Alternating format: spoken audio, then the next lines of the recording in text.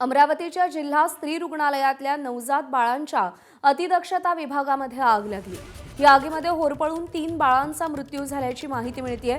पहाटे 3:30 वाजता नवजात बालकांच्या अतिदक्षता विभागात अचानक व्हेंटिलेटरमध्ये स्फोट झाला। या दुर्घटनेमध्ये 3 बालकांचा मृत्यू झालाय। काही बालकांना वाचवण्यात यश मिळालंय। जिल्हा स्त्री रुग्णालयातील 3ऱ्या मजल्यावर ही घटना घडली आहे। 3ऱ्या मजल्यावरती एकूण 3 नवजात शिशु अतिदक्षता कक्ष आहेत। यातील एका कक्षाला आग लागली। यातल्या 6 बालकांवर सुपर स्पेशालिटी रुग्णालयात उपचार सुरू आहेत, तर 3 बाळ सुखरूप आहेत।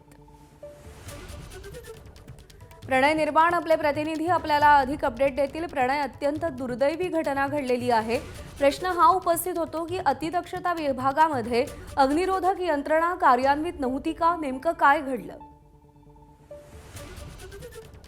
नक्की आकांक्षा, अतिशय मन हेलावून टाकणारी घटना अमरावतीच्या जिल्हा स्त्री रुग्णालयामध्ये पहाटे 3:30 वाजता घडलेली आहे। जे शिशु ठेवल्या जातात अतिदक्षता विभागामध्ये, त्या ठिकाणी अचानक व्हेंटिलेटरला आग लागली आणि त्या आगीमुळे संपूर्ण कक्षाला जे आहे ते आग लागल्यामुळे जे 9 नवजात शिशु या ठिकाणी ठेवण्यात आले, त्यामधून 3 नवजात शिशूंचा होरपळून मृत्यू झालेला आणि जे 6 जखमी आहेत त्यांना बाजूच्या सुपर स्पेशालिटी रुग्णालय जे सरकारी आहे त्या ठिकाणी उपचारासाठी दाखल करण्यात आलेले आणि जे आजूबाजूचे कक्षामधील जे नवजात शिशु आहेत त्यांना सुद्धा त्याच रुग्णालयामध्ये दाखल करण्यात आले।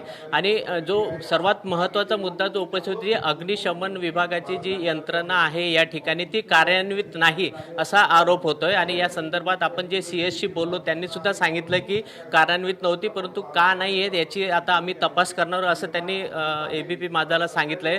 खरोखर अतिशय गंभीर घटना आहे। जर अग्निशमन यंत्रणा जर कार्यान्वित नव्हती तर अग्निशमन विभाग जो आहे महानगरपालिकेचा तो झोपेत होता का? कारण त्यांचं काम असते की दर नेहमी या ठिकाणी येऊन ते कार्यान्वित आहे का नाही किंवा नसेल तर त्याचं काय प्रॉब्लेम आहे ते प्रॉब्लेम सॉल्व्ह करून देणे। आणि इथे सुद्धा काही कर्मचारी 24 तास कार्यान्वित असतात, ते कुठे गेले होते नेमके जेव्हा या ठिकाणी आग लागली होती? कारण खूप प्रश्न उपस्थित होते। या दृश्यामध्ये जर आपण बघितलं तर किती मोठी आग आहे या दृश्यामध्ये आपल्याला दिसेल। अक्षरशः जे व्हेंटिलेटर ते पूर्ण जळालेले, जे मोठे मोठे या ठिकाणी 3 AC लावले ते सुद्धा संपूर्ण जळालेले आहे। म्हणजे काहीच शिल्लक राहिलेलं नाही या कक्षामध्ये। इतकी गंभीर मोठी आग या ठिकाणी आपल्याला पाहायला मिळतं। आणि त्यामुळे पण एक याच्यामध्ये कौतुक करावं लागेल त्या 2 परिचारिकांचं। त्यांचं स्वतःचं हात जळालेला आहे, तरीसुद्धा त्या 2 परिचारिकांनी आपल्या जीवाची पर्वा न घेता जे 6 बाळ जे या ठिकाणी होते नवजात शिशु त्यांचा जीव वाचवण्यामध्ये त्यांना यश मिळालेलं आहे। त्यामुळे त्यांनी सुद्धा ABP माझे संवाद साधताना सांगितलं की आम्हाला त्यांच्या डोळ्यात अक्षरशः अश्रू होते की आम्हाला फक्त लहान मुलंच दिसत होते। अक्षरशः आग इतकी मोठी पसरली होती तरीसुद्धा आम्ही त्यांना बाहेर काढण्यात आम्हाला 6 मुलांना यश मिळालेलं आहे। जर त्यांची तत्परता जर योग्य वेळी जर कामी आली नसती तर खरोखर खूप मोठी हानी या अमरावतीच्या जिल्हा स्त्री रुग्णालयामध्ये आपल्याला पाहायला मिळाली असती। परंतु तरीसुद्धा जे 3 नवजात शिशु आहेत त्यांचा दुर्दैवी होरपळून मृत्यू झालेला आहे। आकांक्षा, आठवत असेल तर काही वर्षांपूर्वी भंडारा जिल्ह्यात सुद्धा अशीच दुर्दैवी घटना घडलेली होती। ICU मध्ये आग लागून नवजात बाळांचा मृत्यू झाला होता। त्याला इतकी वर्ष उलटली आणि त्यानंतर अमरावतीमध्ये पुन्हा अशाच पद्धतीची घटना घडताना दिसतेय। इतक्या वर्षात यंत्रणा काहीच सुधारली नाही का? प्रशासनाच्या पातळीवर काहीच प्रयत्न झाले नाहीत का की अशा प्रकारच्या घटना पुन्हा पुन्हा घडू नयेत?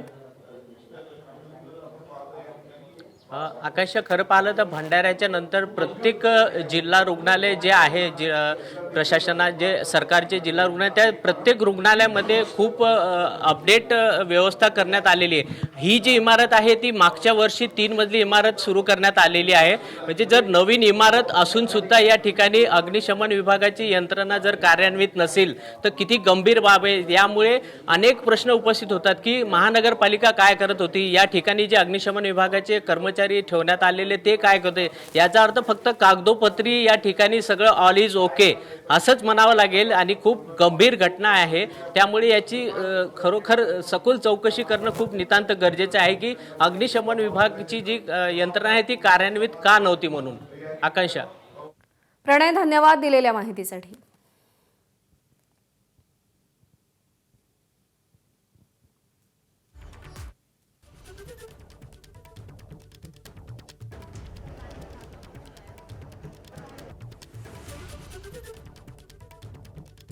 पहाटे 3:30 वाजता आम्हाला माहिती मिळाली की अशी घटना या ठिकाणी घडलेली आहे. त्यावेळेस तात्काळ फायर ब्रिगेडचे पण या ठिकाणी आले, पोलीस अधिकारी आमचे कर्मचारी पण या ठिकाणी आले आणि परिस्थिती आम्ही आटोक्यात आणलेली आहे. तिसऱ्या मजल्यावर कोणालाच एंट्री तिसऱ्या मजल्यावर कोणालाच सध्या एंट्री नाही, कारण तपास. हां, बरोबर आहे. लिफ्ट वगैरे सगळ्या बंद केलेल्या आहेत आणि लोक जे आहेत ते तपास करत आहेत. सर, खूप मोठ्या प्रमाणात रुग्ण आहे या ठिकाणी. हाऊसफुल होतं. जेव्हा धूर उडाले तेव्हा पूर्ण धावपळसुद्धा झाली होती. हां, सगळ्या लोकांना आपण सेफली बाहेर काढलेलं आहे त्या ठिकाणी आणि सिच्युएशन कंट्रोलमध्ये आहे. दरम्यान ज्या अतिदक्षता कक्षाला आग लागली त्यावेळी ड्युटीवर उपस्थित असलेल्या 2 परिचारिकांनी जीवाची पर्वा न करता 6 नवजात शिशूंचा जीव वाचवला. त्यांच्याशी आमच्या प्रतिनिधींनी बातचीत केली आहे, पाहूया. जे ड्युटीवर परिचारिका होते ते आपल्यासोबत आहे आणि त्यांचासुद्धा हात जळा आणि खरोखर यांचं कौतुक करावं लागेल, कारण यांनी वेळेवर जे नवजात शिशू आहे त्यांना काही काय पण खरंच ती सिच्युएशन एवढी बेकार होती की आम्ही काय करू, लेकरू कशी तरी आम्ही हँडल केली. आम्ही आमचा विचार नाही केला सर. एवढी आग होती पण आम्ही आमचा विचारही नाही केला का काही होईन का म्हणून आम्हाला. पण आम्ही गेलो लेकरं काढले सर. डॉक्टर स्फोट झाला सर, आपोआपच स्फोट झाला तो. हां, म्हणजे वेळच नाही दिलं त्यांनी. डायरेक्ट ते असे तर ते आग दिसल्यानंतर आम्ही ते एक आग विझून राहिली तर दुसरं आम्ही बाळ काढले त्याच्यातले भेंटीचा म्हणजे आग असताना इंटरकॅट काढली ते बाळाला आम्ही पटपट बाहेर काढले. तर सुपरला हलवलं सर. धावत पडत गेलो आम्ही बच्चे घेऊन. किती बालक होते? 9 बाळं होते ना. ते 6 बाळं घेऊन 3चा दुर्दैवी होळपूर. सर काहीच नाही, म्हणजे काही दिसतच नव्हतं. खूप प्रयत्न केले सर आम्ही. बच्चे माहिती नाही काय झालं त्या बाळाला नाही सांग. खरं तुमची सूचकता हे झालं त्याच्यामुळे 6 बाळाचा जीव तरी वाचलेला आहे. लेकरं दिसत होते सर.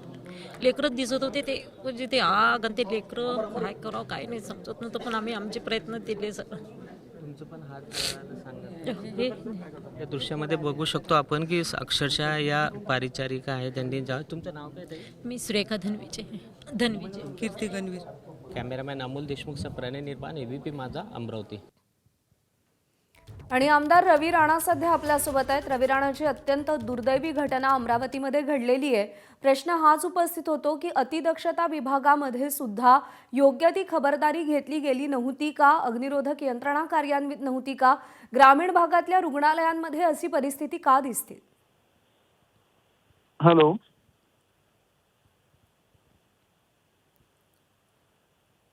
माझा आवाज पोहोचतोय? Hello, hello, hello, hello. Ravi Ranaji, माझा आवाज पोहोचतोय हा, आपल्यापर्यंत? पोचतोय. मी जवळपास प्रश्न हा सकाळी आहे- 3:30-4 वाजतापासून कंटिन्यू जिल्हा रुग्णालयाच्या संपर्कामध्ये आहे. त्या सगळ्या डॉक्टरांशी, सीएसशी सगळे संपर्क चालू आहे. ही अत्यंत दुर्दैवी घटना झाली की ज्या आजपासून 3-4 वर्षाआधी सुद्धा अशीच आग लागली होती. तेव्हा आम्ही जुन्या बिल्डिंग मधून नव्या बिल्डिंग मध्ये सगळ्या मुलांना शिफ्ट केलं, तिथे सगळ्या व्यवस्था करून दिल्या. आज पुन्हा तशीच दुर्घटना होणं, मला वाटते कुठे ना कुठे तिथल्या स्टाफचा, डॉक्टरांचा, तिथल्या व्यवस्थेचा कुठे लापरवाहपणा आहे की अशा पद्धतीनं नवजात मुलांचं अशा पद्धतीनं आग लागणे, ज्यांनी आपल्या जीवनाची सुरुवात म्हणजे जीवनही पाहिलं नाही, जन्म होत असताना अशा प्रकारे आगीमध्ये त्यांचं अशा प्रकारे मृत्यू होणं हे दुर्दैवी घटना आहे. या घटनेची चौकशी तर होणारच आहे, पण ज्या ज्या लोकांनी त्या ठिकाणी जबाबदारीने ती व्यवस्था सांभाळायला पाहिजे होती, त्या ठिकाणी मागच्या 3-4 वर्षाआधी जेव्हा आग लागली तेव्हा तातडीनं मी स्वतः पुढाकार घेऊन, मुख्यमंत्र्यांनी सुद्धा पुढाकार घेऊन त्या ठिकाणी नवीन इमारतीमध्ये ज्या ज्या कमतरता त्या पूर्ण केल्या आणि ताबडतोब नवीन इमारतीमध्ये त्या ठिकाणी सगळ्या मुलांना शिफ्ट केलं. आणि मला असं वाटतं आज पुन्हा ती घटना होणं हे दुर्दैवी घटना आहे. याची इन्क्वायरी कडक केल्या जाईल. जे जे जबाबदार डॉक्टर आहे, नर्स आहे, जे अधिकारी असतील त्याच्यावर कडक कारवाई केल्या जाईल. आणि अत्यंत दुर्दैवी घटना आहे. सगळ्या म्हणजे सकाळी 3:30-4 वाजतापासून रात्री हे सगळं कंटिन्यू मी सुद्धा टचमध्ये आहे. स्वतः नवनीत राणा सुद्धा आता थोड्या वेळात तिथे पोहोचणार आहे. मग अशा परिस्थितीमध्ये मला असं वाटतं की आरोग्य मंत्र्यांनी सुद्धा लक्ष दिलं पाहिजे आणि अशा ठिकाणी ज्या ज्या ठिकाणी फायर ऑडिट झालं नाही, ज्या ज्या ठिकाणी फायरचे असे प्रॉब्लेम आहे, ज्या ज्या ठिकाणी अनेक ठिकाणी अशी आग लागून मोठ्या प्रमाणात दुर्घटना होता याची दक्षता घेणं अत्यंत आवश्यक आहे आणि मी स्वतः जातीने लक्ष देऊन याच्यावर कारवाई करणार आहे. आपण या घटनास्थळी भेट देणार आहात, आपण जाणार मी आहात, रुग्णांची मी विचारपूस करणार मी आहात? आता सध्या मुंबईला आहे, पण नवनीत राणा तिथे आता ताबडतोब पोहोचणार आहे आणि सकाळी 3:30 वाजता ही आग लागली आणि जवळपास तेव्हापासून तर आतापर्यंत कंटिन्यू मी तिथे टचमध्ये आहे आणि फायर ब्रिगेडची पण गाडी तिथे थोडी लेट पोहोचली ते सुद्धा दुर्भाग्य आहे.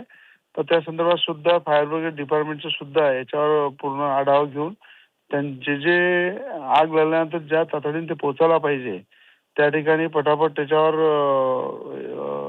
उपाय व्हायला पाहिजे. तिथे जेही लापरवाही झाली असेल त्या संदर्भात सुद्धा मी स्वतः कारवाई करणार आहे. मी स्वतः 3:30 वाजतापासून आतापर्यंत कंटिन्यू टचमध्ये आहे. प्रश्न असा आहे रवी राणाजी की काही वर्षांपूर्वी भंडारा जिल्ह्यामध्ये सुद्धा अशीच दुर्दैवी घटना घडलेली होती. त्यानंतर अमरावतीमध्ये 3 बाळांना आपला जीव गमवावा लागला. अशाच प्रकारच्या दुर्घटनेमध्ये होरपळून बाळांचा जीव जातोय. इतक्या वर्षात यंत्रणा का सुधारली नाही? तेच सांगणार की भंडारामध्ये आग लागल्यानंतर अमरावतीमध्ये सुद्धा मोठ्या प्रमाणात 3-4 वर्षाआधी अशाच प्रकारे दुर्घटना होता वाचली. जुन्या इमारती झाल्या असल्यामुळं त्या ठिकाणी स्वतः नवनीत राणांनी पुढाकार घेऊन 65 कोटी रुपये त्या ठिकाणी मंजूर करून मुख्यमंत्र्यांनी त्या ठिकाणी पैशाची तरतूद करून दिली आणि ताबडतोब नवीन इमारत आम्ही बांधली. नवीन इमारतीमध्ये काही इलेक्ट्रिकचे पार्ट होते, काही फायर ब्रिगेडचे पार्ट होते, काही फिनिशिंगचे पार्ट होते, ते तातडीनं पूर्ण केले आणि त्या ठिकाणी नवीन इमारतीमध्ये नवजात बालकांचं त्या ठिकाणी शिफ्टिंग करण्यात आलं. त्यानंतर सुद्धा आज अशी दुर्घटना होणं, अशी परिस्थिती डोळ्यासमोर येणं, इथे कुठे ना कुठे त्या ठिकाणी काम करणारा जो स्टाफ आहे नाही, निश्चितच जे काही लूपहोल्स त्यांचा आहेत ते लापरवाही दूर आहे. केले जातील आणि लापरवाही ही आहे. यंत्रणा पुन्हा एकदा व्यवस्थित कार्यान्वित केली जाईल. रुग्णालयांमध्ये आवश्यक ती सुरक्षा उपाययोजना केली जाईल अशी अपेक्षा आहे. रवी राणाजी, आभार आपले.